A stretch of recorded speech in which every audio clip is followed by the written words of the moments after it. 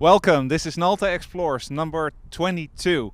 Today we'll show you the second part of my fire chat with Michael Morton on the Nalta Explores Internet of Things event we had at the 2nd of October in B Building.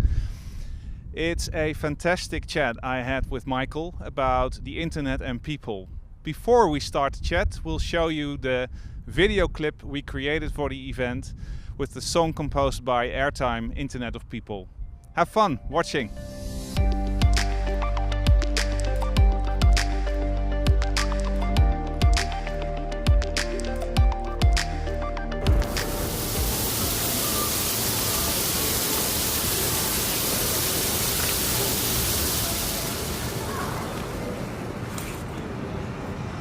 It is a problem with man that we see here, and all these tools or apps that you see, Facebook, Tinder, and everything, they're just a kind of mask that you're trying to pull off. You know, it's not a reality that you feel. So you in Facebook itself, you see a lot of friends, but who are really your friends? You know, you seem to be connected, but are you really connected to anybody at all? Are you in fact even losing that connection that the previous generation had with humanity, with people?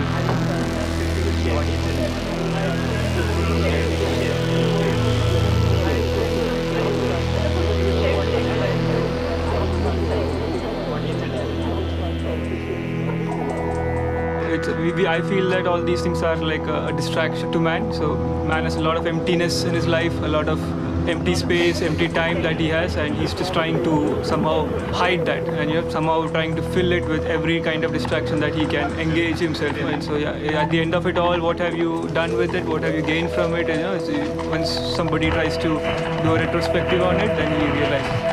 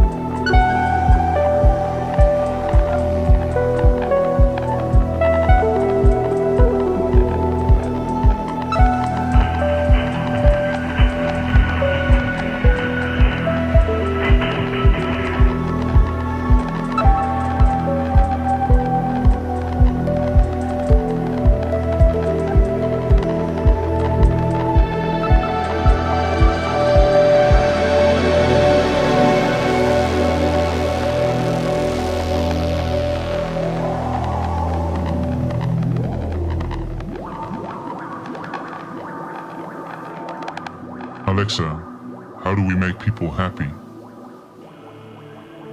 Sorry, I don't know how you make people happy.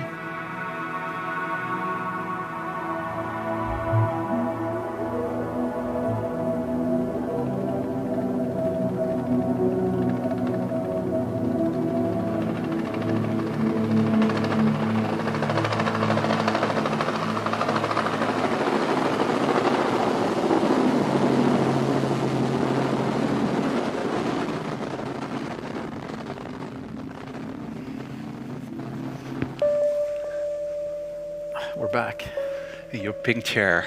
in my pink chair. Did you like it? I love it. So tell me, first of all, it's a very powerful video that I'm sure everybody, I watched everybody in the audience, they were just fixated on it. It's interesting how it can be so easy to kind of tax human emotion. So tell me how that video came to be. It started with technology. Actually, we started apping.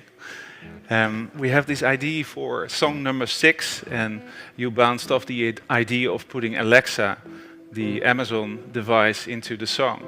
And we couldn't find a right way to express this message with only Alexa. So I went into Amsterdam and on a sunny Saturday, and I interviewed 9 people.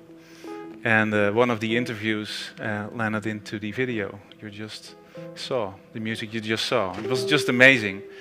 And the sad thing is, this is a sad video. You see people become unhappy using technology. And we created this song using technology. That's something strange. And that triggers a question. And that's actually the question we ask in the video to Alexa. How do we make people happy? Could I ask you that question? How does Boomi make people happy? Oh no, I have a question for you first. Are you and I creating the technology that's making this happen? I don't know. By the way, that's an unrehearsed question. I mean, this is what we're doing is completely unrehearsed. So, I mean, we like to challenge each other, but just think about it. Are you and I are we causing this?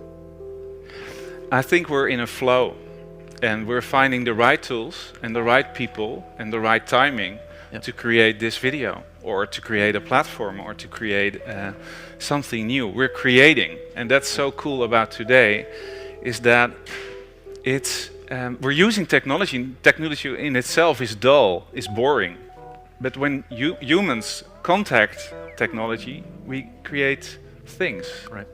That's what I like about it. Okay, so what was your question again, to make sure I get it right? How do we make people happy with Boomi? Oh, wait a second. I didn't forget that question. You changed the question. No. Come on. Well, if you leave... Is it a valid question? No, it's not. You could say, how do we make people happy? Yeah. I would say Prozac or a free phone upgrade. I really believe you can make people happy using Boomi, right? Look, or using any technology. Everybody laughed, right? Because look at they were happy over that answer, right? Because absolutely, right? Yeah. You're making fun of me, right? Yeah. No, I'm not making fun of you. But I do believe Boomi or whatever technology can make people happy, in contrary to what we saw in the video. Correct. And what we've seen in the video is really a problem. When people get addicted to technology, we create platforms that addict people. We create a problem.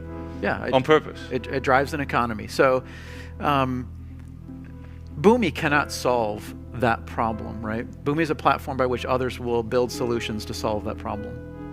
Boomi is all about, it's the plumbing, right? It's the integration of data. So, by all means, Boomi can't solve the problem, but it is up to people building solutions to solve the right problems. I mean, they'll use Boomi to do that. But the other thing, as I was sitting here thinking, is I wanted to invoke, some humor into the conversation, because I see this twinkle in his eyes, and I'm prepared now. Because the video is really an indication. I think people aren't happy because software and technology is taking away from them. Mm-hmm. Right? You're giving information about yourself.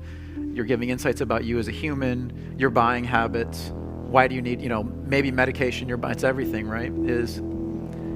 I think a company will be more successful if they're building solutions that return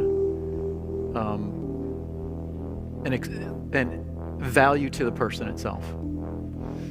So to me, if you're Nalta and you're building solutions, your motivation's got to be what is the value that you're actually bringing to a person?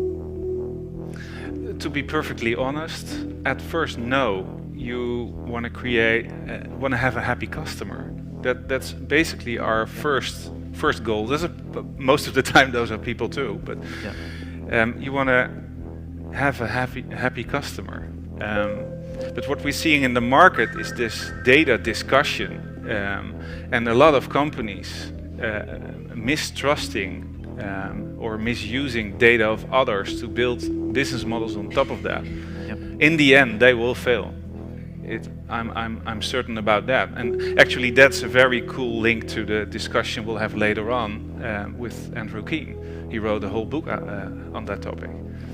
But getting back to IoT and the people's perspective, I want to repeat the question from the previous discussion we had.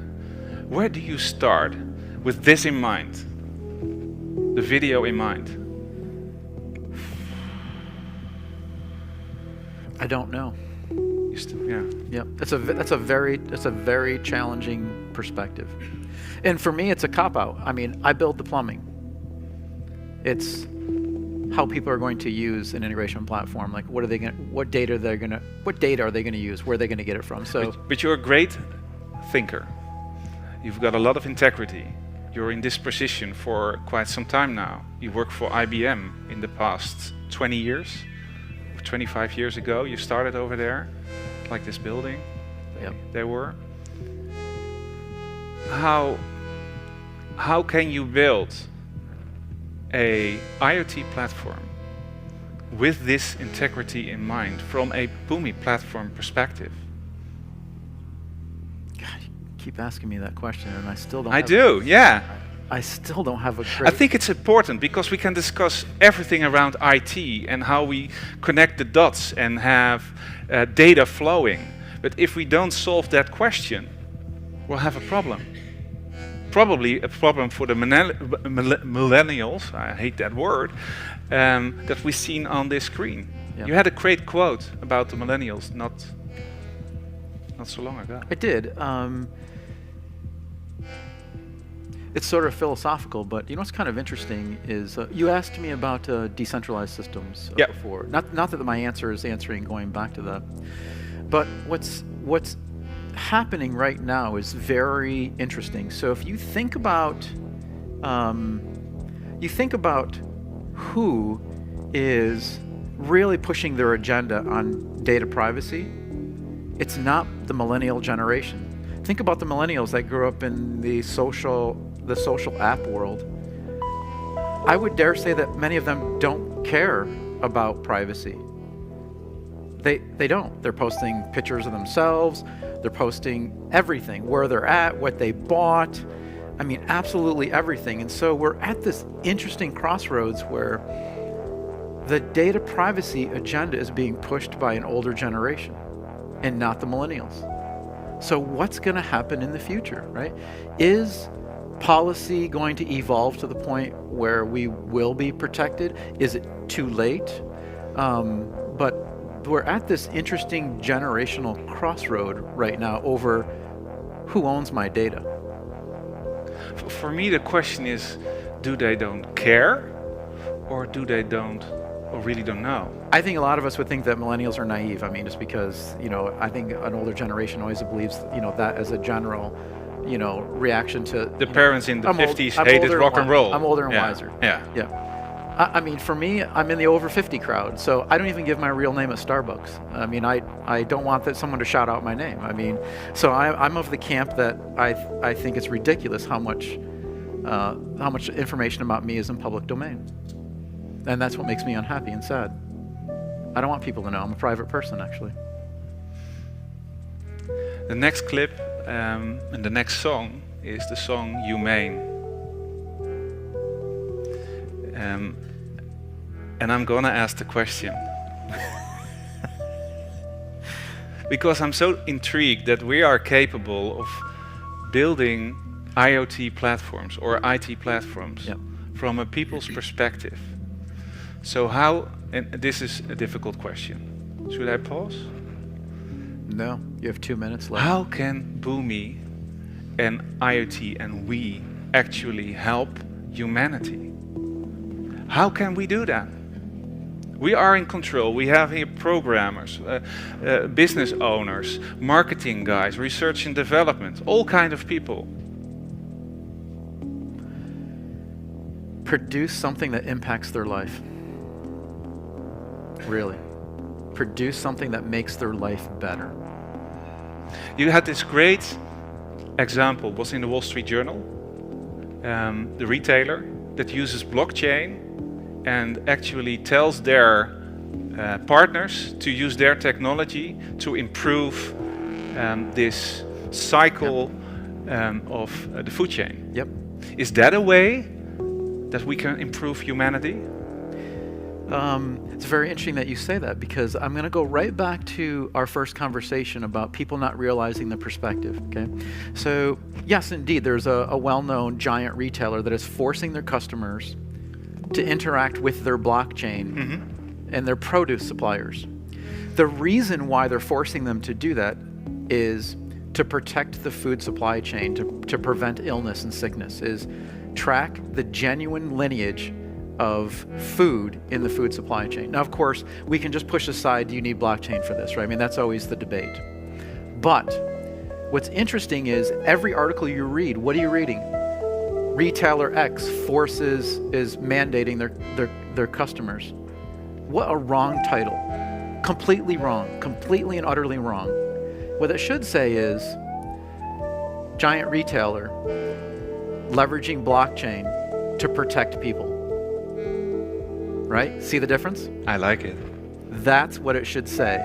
But yet we're in this society where it's all about, we're mandating, our producers. And it still boggles my mind that somebody, of all the journalists that have written about this story, and there's many now, page after page, not one of them says in their headline, we're doing it to protect people from illness.